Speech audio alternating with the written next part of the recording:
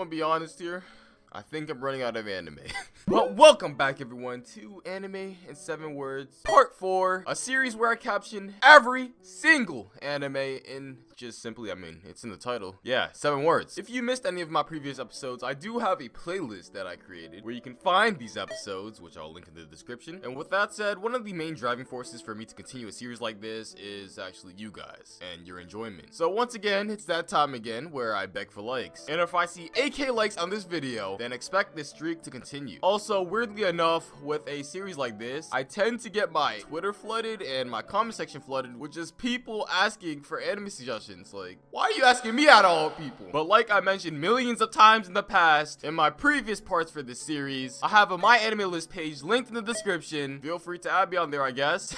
And anything that I scored 8 or higher is something I probably will recommend. Just want to throw that out there again because people are crazy and legit spam me for no reason. So yeah, there we go. And I guess while I'm at it, let me not shamefully plug in that I have a Discord server. And oh yeah, and I'm not sure if you heard me the first time, but I do have a Twitter as well. So feel free to follow me on there. Anyways, enough stalling and let's get into this video, shall we? Starting with Hunter x Hunter. Kid's long ass journey to find dad. Hunter x Hunter 2011. Kid's long journey to find dad remastered. And can we take a moment to appreciate how much of a great father Jing was? Not only did he abandon his son Gon when he was just a little baby, but he even went out of his way to create a game just for his boy. And the reward for beating the game is the ability to see him again. Or that's what Gon thought.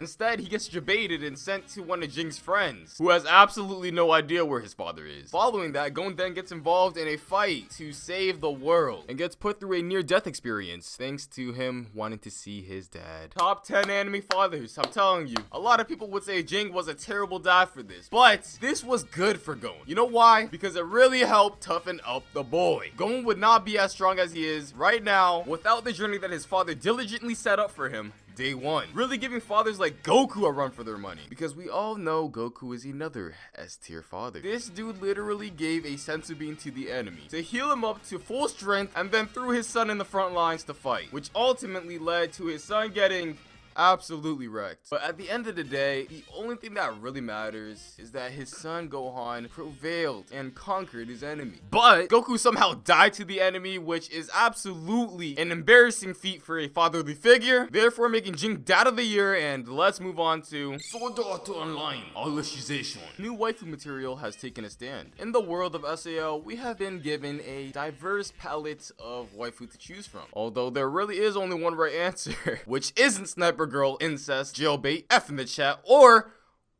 who are you again? The only acceptable waifu is none other than my queen, Asuna. I promise I'm not a simp, but I would feel honored if she just stomped on my dick. So with Alicization coming around, we are introduced to Alice. Not gonna lie, she does have some waifu qualities in her, but you know, I gotta stay loyal. That's just how I am, man. But I'm gonna need you guys to be honest with me. Comment down below hashtag Team Alice or hashtag Team Asuna, so I know exactly who to ban. I'm just kidding, guys. You guys really think I would be petty enough to ban people based off of their objectively incorrect opinions? Well, maybe. Just don't be incorrect then. Sword Art Online Alicization War of Underworld. God damn, that's one long ass title. Main character.exe has stopped working. Dororo. Slaying monsters for brand new body parts. Campione. Something about Gilgamesh looks a bit off. Afro Samurai. Let's kill each other over a headband. Denpateki na kanojo.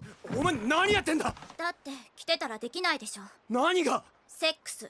こういう場合、先に下着も脱いだ方がいいの？お前の相手なんてお断りだ。 Just another day for the Thought Slayer. Anohana. Hey yo, who the fuck cut the onions? High School DxD. Sorry, but Akano is objectively best girl. High School DxD new. Nothing's new. Best girl is still Akano. High School DxD born. Best girl still in front of you. High School DxD hero. New art style equals some new physics. Quite honestly, I'm not a picky eater when it comes to my ecchi. Or actually, maybe I am. However, the anime studio TNK had everything done right, down to a T. When I heard that the studio Passione or Passion, I actually don't know how to pronounce this, but I'm just gonna say Passione, okay? But when I heard that the studio Passione was taking over for this High School DxD season, I actually remained quite optimistic because I was like, how can you possibly fuck up High School DxD? And somehow They f***ed it up. The new art style wasn't my biggest concern when I first saw the trailer for this. Although I obviously prefer the original, this new art style didn't look bad. But as I started watching this season, I came to realize something.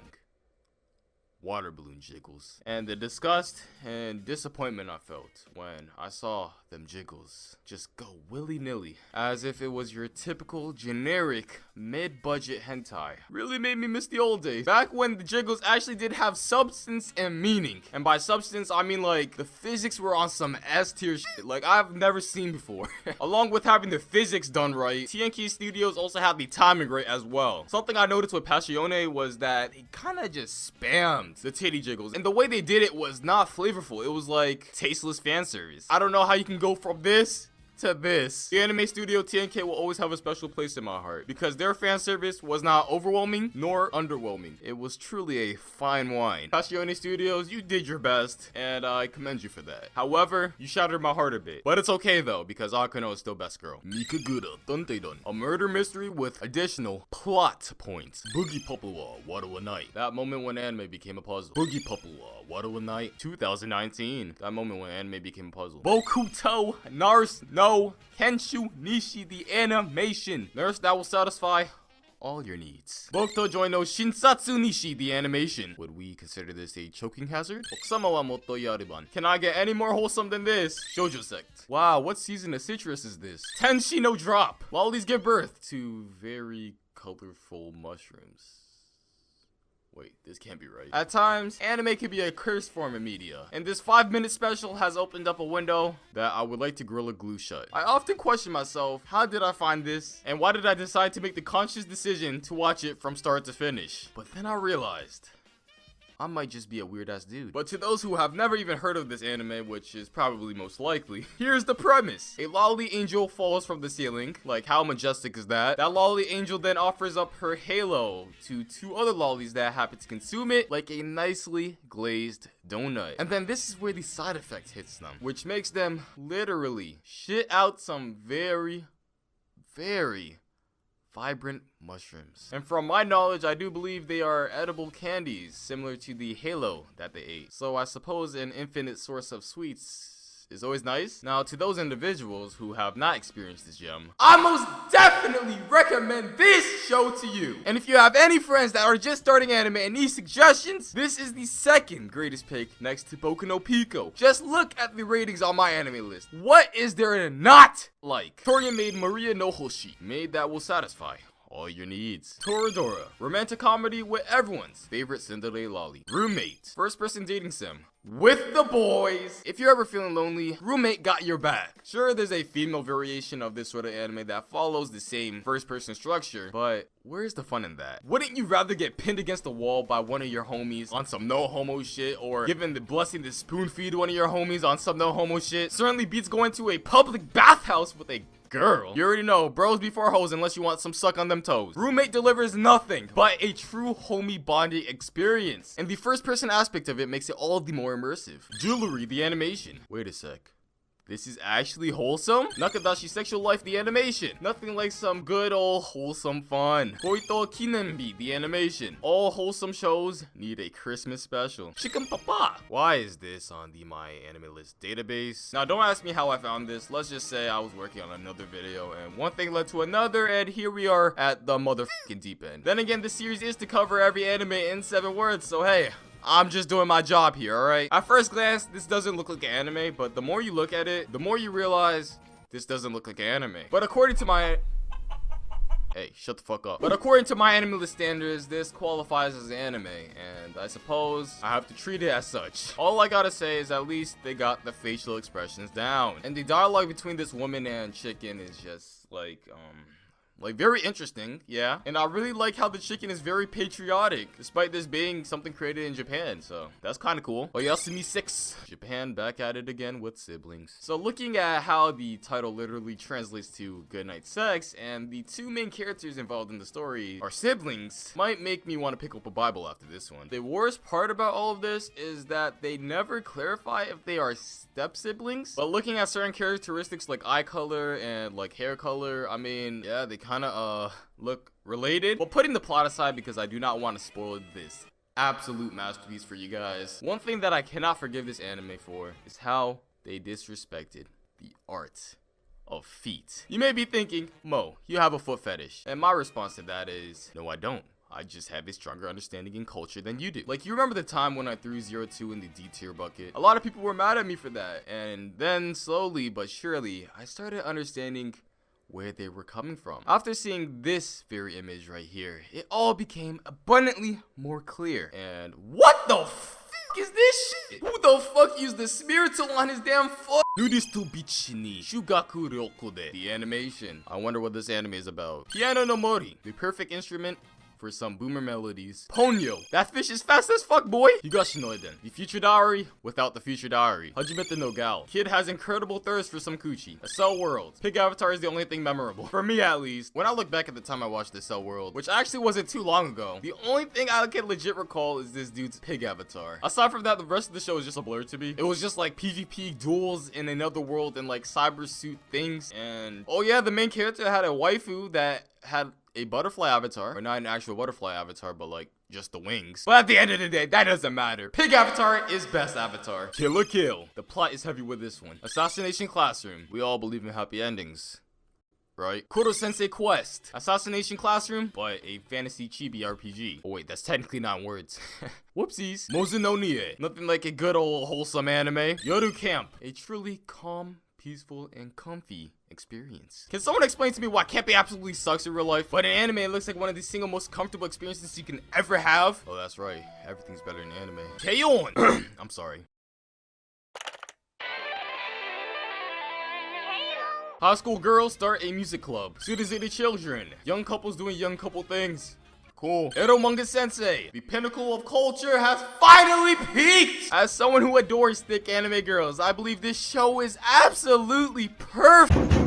No Kanojo X. Saliva is the divine essence of life. If you were put into this guy's shoes and happened to come across a pool of drool just resting on a desk from a girl who was just sleeping there, what would you do in this situation? If your first instinct was to scoop some for yourself, well, congrats. You know how to think like a main character. I don't know where to start with this anime because to sum it up in the quickest way possible, it's pretty much just characters exchanging bodily fluids. And by bodily fluids, I mean saliva. And if you think that's weird, get a load of the main waifu of the show, who has a hobby for handling scissors. This ain't Kill or Kill! Out of here with that! Yuri. Yuri without Yuri, but with the Yuri. Chaos Child. Some visual novels are best left alone. Chaos Head. Some visual novels are best left alone. So in the past, we had some very nice anime adaptations of visual novels like Steins Gate, which if you haven't watched that already, I don't know what you're doing right now. Why are you watching me over Steins Gate? But of course, with the good, we always have the bad, such as Chaos Child and Chaos Head, which if given more time rather than a measly 12 episodes could have been improved upon. After all, these visual novels tend to run for like 25 plus hours, and to condense them on the scale will definitely hurt the material of the story. The worst part about all of this is how Chaos Head failed to deliver the best ending, and like, the disappointment.